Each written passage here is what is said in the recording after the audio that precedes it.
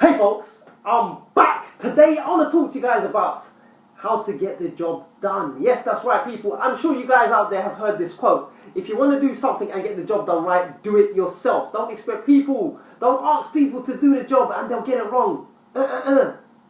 Well, I'm here to tell you that to get the job done requires two factors. Two factors is this. One I've just mentioned. If you want to do something properly, you do it yourself. Secondly,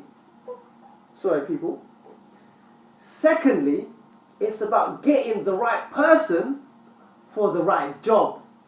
When people get things wrong, when you ask them to do something, it's usually a case where you've not identified their skill set and you've asked the wrong person and they end up doing the wrong job. Or it could be the fact that they may be the right person, but you've not communicated what it is that you want to be done or to get done, and they've not understood you and they end up doing the job wrong.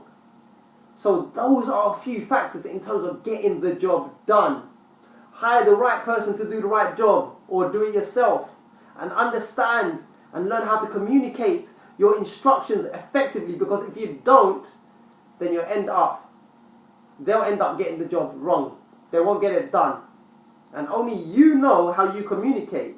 And because each and every one of you guys out there has a different style of communication, you need to work on your articulation in terms of conveying your message concisely and precisely and correctly, people. Otherwise there'll be misunderstandings, miscommunications will occur, and upsets. So you want to avoid that. So those are just a couple of things to bear in mind, to consider, people. Because I'm talking from experience. I'll tell you what, I'll give you an example just to further elaborate my point.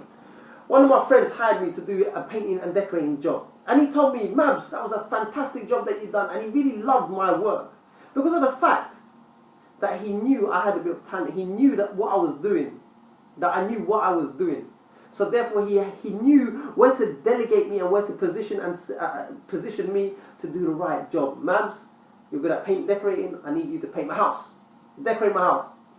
And I've done a good job of it. And he even said it. And he even paid me a decent salary for doing his work, for doing the paint and decorating.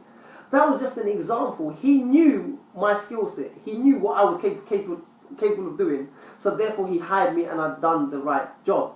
I've done the job. He could have easily done it himself, but he saved himself so much time, so much labor. He would rather get someone who knows what they're doing, hire someone who knows what they're doing and does it well. And that's the same thing you can incorporate in your workplace. If you're managing people, you're hiring staff. It's about knowing your staff, knowing your people, knowing their skill sets.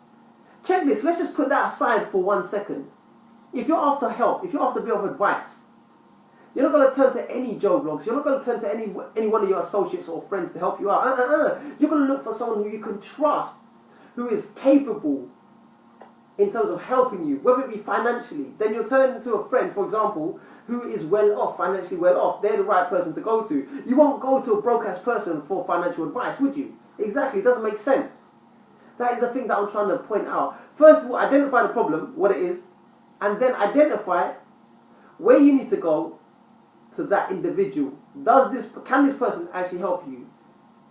Because not every one of us out there are equipped with every single skill set in terms of dealing with each and every single problem that may unfold. We don't have the tools to deal with each and every single situation, do we? It's better to go to someone who is experienced in a field where your problem lies. Does that make sense? For instance, if you are suffering, let's see, if you are suffering depression, who would you turn to? Would you turn to one of your friends who are financially well off? Or would you turn to a counsellor? Or would you turn to one of your friends who has the attention to listen carefully, to give you their time, to not judge you? Would you turn to that friend for counselling advice? Yes, you would. The likelihood is that you would, because you trust that person enough and they have the skill set. Does that make sense, people? So, those are just a couple of things to bear in mind. I thought I might bring it to your attention because at the end of the day, it's just shared experiences, perspectives and insights. If you have anything to add in terms of what I've just said, please, by all means, and I'm saying this time and time again, don't be shy. Leave a comment below. Until then, take care, stay strong, stay focused, and always live to learn to empower and inspire the lives of many, as well as yourself. Bye for now.